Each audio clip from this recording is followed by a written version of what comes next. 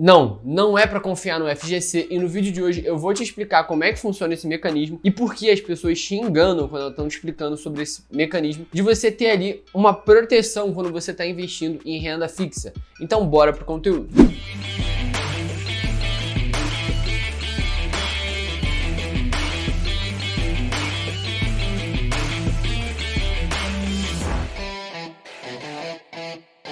Bom, galera, o vídeo de hoje vai ser inspirado num artigo do BTG Pactual. Então aqui ficam os créditos, que eu achei um artigo muito bom. Eles foram muito competentes nessa análise, por isso que eu decidi falar sobre isso com vocês, fechou? Bom, o que a gente está falando do FGC? Para quem não sabe, ele é o Fundo Garantidor de Crédito, que por trás de todos os investimentos, você tem ali um fundo que te garante até um certo nível de investimento como uma forma de te dar uma proteção. Então vamos supor que eu tenho 100 mil reais, tá? E eu vou investir num CDB do Banco Pine, tá? Que é um banco aí meio alternativo, com uma estrutura de crédito um pouco mais arriscada e por isso esse CDB paga um pouco mais, ou seja, ele vai te dar uma rentabilidade maior do que a média. Então eu vou lá e compro esse CDB. Se esse banco vier a falir, eu não tenho como pegar esse dinheiro, mas o FGC ele protege alguns investimentos em renda fixa. Então, caso esse investimento fosse lastreado pelo FGC, eu teria ali até 250 mil reais por CPF como uma forma de receber meu dinheiro de volta. Ou seja, a cada pessoa, cada código de pessoa física, você pode ter até 250 mil reais investidos. E não importa se for de um banco 100 mil reais, outro banco 100 mil, no outro 100 mil. Só vai até 250 mil essa proteção.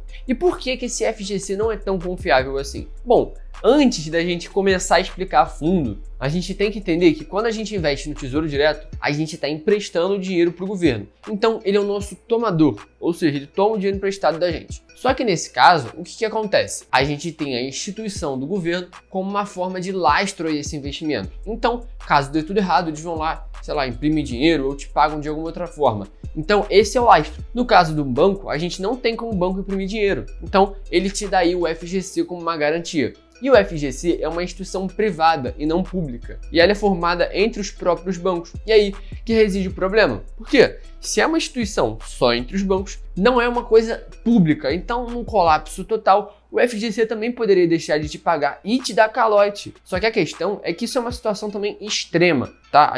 Praticamente impossível disso acontecer. E eu trouxe aqui alguns dados justamente desse artigo pra gente falar um pouco mais. E o link pro artigo vai estar aqui na descrição. O FGC, como eu já disse, foi criado para dar uma maior segurança e estabilidade ao sistema financeiro. E não existe só no Brasil, tá? Nos Estados Unidos existe o Federal Deposit Insurance Corporation. O que ele faz? A mesma coisa do FGC. Ele dá um lastro por trás do investimento justamente para te proteger, para proteger o investidor e dar uma solidez maior para aquele tipo de investimento. Ele é financiado pelas instituições financeiras do Brasil. E agora, a gente vai aqui para o computador para a gente ver quais são esses tipos de instituição para você saber quem financia o FGC. E aqui a gente tem todos os artigos e os principais tipos de instituições financeiras são bancos múltiplos, bancos comerciais, de investimento, de desenvolvimento, a Caixa Econômica Federal e algumas sociedades de crédito, companhias hipotecárias e associações de poupança e empréstimo. E aqui, como a gente está vendo, a gente tem até 250 mil sendo cobertos pelo FGC.